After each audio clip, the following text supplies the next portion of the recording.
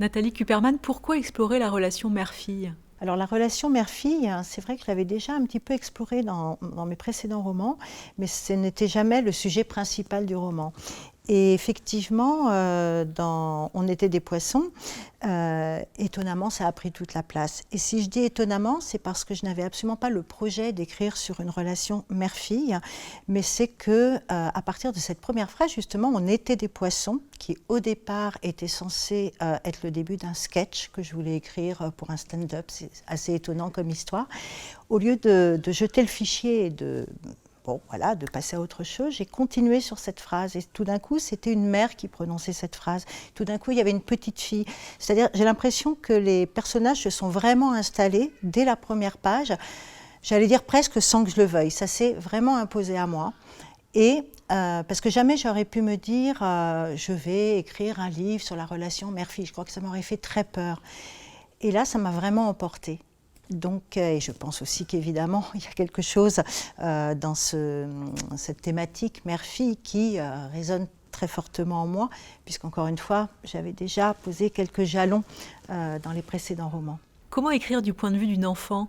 En fait, écrire du point de vue d'une enfant, je l'ai fait beaucoup parce que j'ai écrit beaucoup de romans pour la jeunesse et c'est une voix qui m'est naturellement familière. Je ne sais pas pourquoi. On parle souvent d'écrire à hauteur d'enfant et c'est vrai que c'est cette hauteur avec laquelle je me sens relativement à l'aise.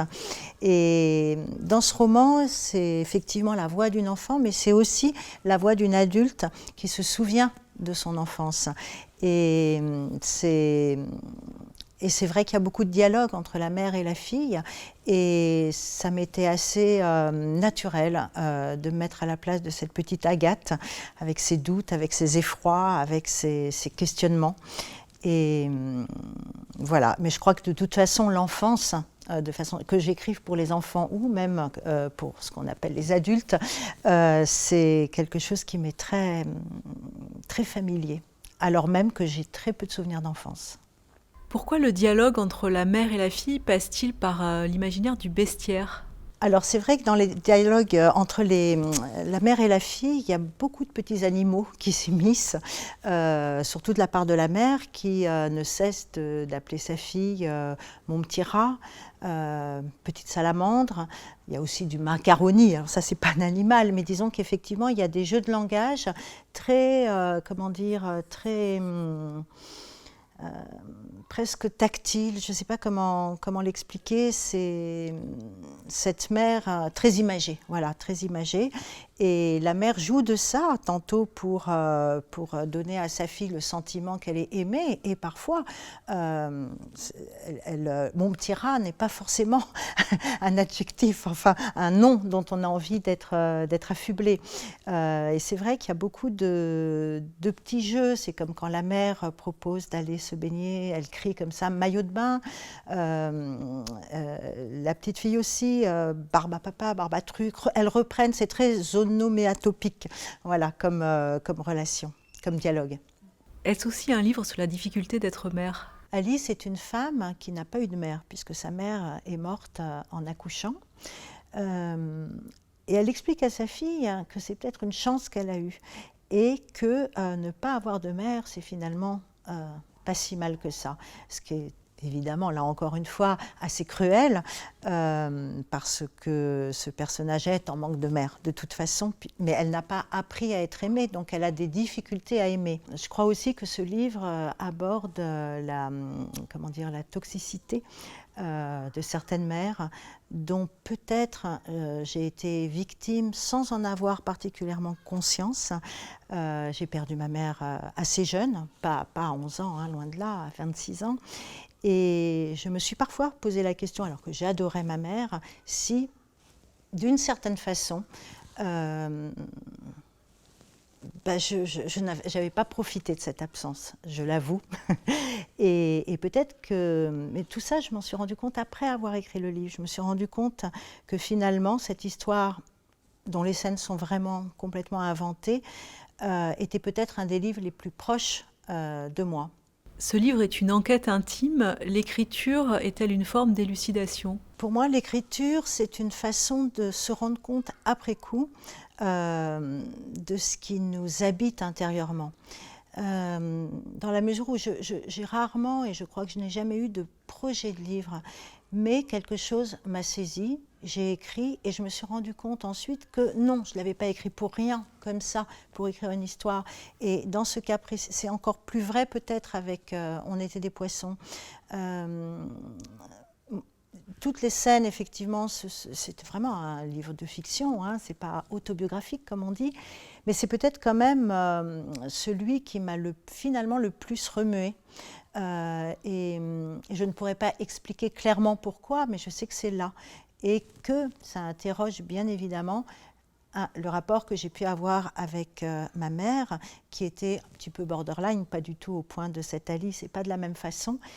Mais tout ça, je me rends compte après. Donc l'écriture, c'est une façon pour moi de pénétrer l'impénétrable. Ça fait un peu grande formule de le dire comme ça, mais c'est exactement ça. Si je sais trop ce que je vais écrire, ça ne m'intéresse plus. Parmi les livres disponibles à la bibliothèque, quels sont les 3 que vous conseillez de revisiter?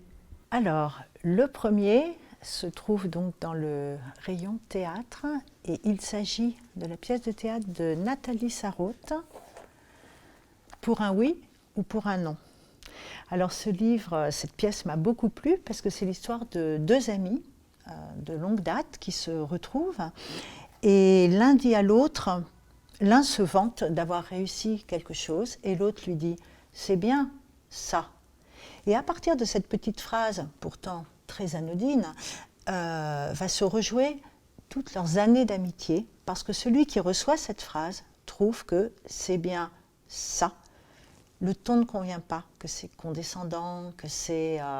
Et donc, il répète cette phrase à l'infini et se rend compte, grâce à l'interprétation grâce au ton, que quelque chose vraiment de fondamental ne va pas entre eux. Je le repose. Voilà, Le garçon incassable, je vous le montre, de Florence Sévos. Ce qui m'a beaucoup plu dans ce livre, ce qui me plaît d'ailleurs dans tout ce qu'elle écrit, c'est l'exactitude et la finesse de sa plume. En l'occurrence, dans ce livre, elle parle de son rapport avec un demi-frère qu'elle rencontre, qui est handicapé, de la façon dont son corps est torturé par le père qui veut absolument lui faire des exercices. Et elle fait un parallèle avec Buster Keaton, qu'on appelait à l'époque le génie de la chute, et qui effectivement pouvait rouler, retomber, l'homme élastique, mais qui en fait souffrait beaucoup et qui était exploité par ses parents pour effectivement ces spectacles qui rapportaient beaucoup de spectateurs, beaucoup d'argent, etc. Alors elle est suffisamment fine, Florence, pour ne pas faire un vrai parallèle, mais pour raconter son histoire qui lui évoque cette autre histoire. Et on va comme ça de l'un à l'autre, et c'est absolument bouleversant. C'est un très beau livre. Donc je le remets à sa place. Alors le troisième livre que j'ai choisi, c'est La Vache Orange, qui est un album pour les enfants assez petit, il précise de 3 à 5 ans. Il se trouve que moi, je l'ai découvert lorsque j'avais 30 ans. Je n'avais pas d'enfant à cette époque-là et j'étais une adulte. Et lorsque j'ai découvert cette histoire d'amitié, c'est une vache qui finalement saute une barrière pour s'échapper, retrouver sa liberté, mais qu'une fois qu'elle est dehors, il lui arrive des tas de malheurs, elle se perd. Et elle est prise en charge par un renard. Un renard, je vous montre quand même parce que c'est très beau, les illustrations sont très mignonnes, qui la prend en charge, qui la dorlote, qui l'héberge, qui lui donne à manger. La nuit, elle fait un cauchemar terrible de train qui va l'écraser et le renard vient la consoler. Voilà, Mais ce qui m'a particulièrement plu, c'est vraiment un album qui m'a accompagnée et qui m'a réconfortée beaucoup. Parce qu'en fait, le renard, il est adorable avec cette vache, mais une fois qu'elle doit repartir retrouver le fermier, il ne la retient pas. C'est vraiment un réconfort pour le réconfort, sans emprise aucune. Et moi, je sais que je l'ai lu 50 fois, et dans les moments où je me sentais un peu fragile, j'avais l'impression que ce renard était aussi capable de me réconforter. Et c'est pour ça que j'ai choisi cet album qui devrait plaire à beaucoup de petits et de grands.